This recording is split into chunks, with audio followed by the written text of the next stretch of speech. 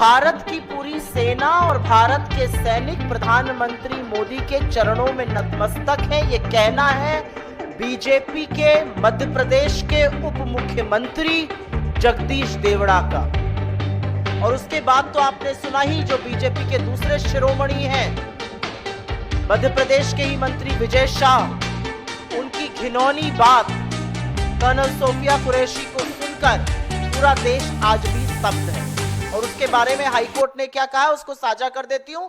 लेकिन सेना और सैनिक किसी के चरणों में नतमस्तक है, यह बात हिंदुस्तान का कोई व्यक्ति कही ही नहीं सकता है।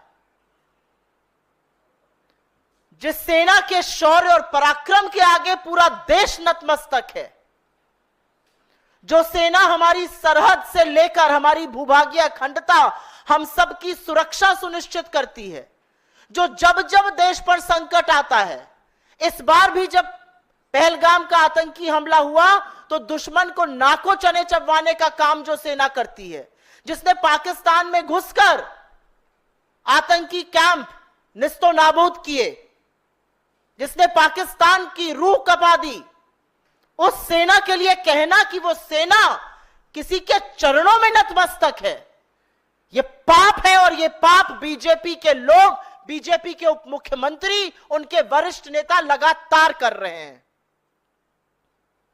हमारी सेना ने हर बार दुश्मन को धूल चटाने का काम किया है और इस बार भी इतनी आक्रामक कार्रवाई की कि पाकिस्तान के पैर कांप गए, उनकी रूह कांप गई।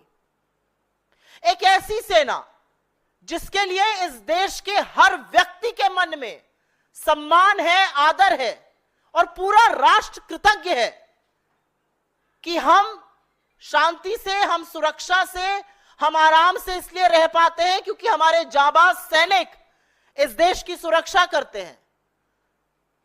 और वो इस देश की सुरक्षा तपते हुए रेगिस्तान से लेकर हाड़ कांपती हुई ठंड वाले सियाचिन के ग्लेशियर में खड़े होकर करते हैं। और तब हमारा लोकतंत्र, तब हमारी भूभागीय अखंडता, तब हमारा देश सुरक्षित रह सकता है।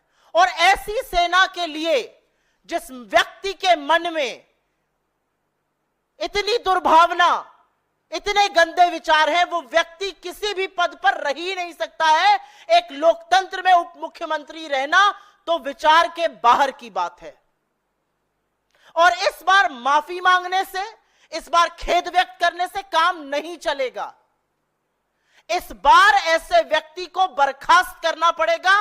इस बार बीजेपी मूक दर्शक नहीं बनी रहेगी। इस बार प्रधानमंत्री छुपे नहीं रहेंगे।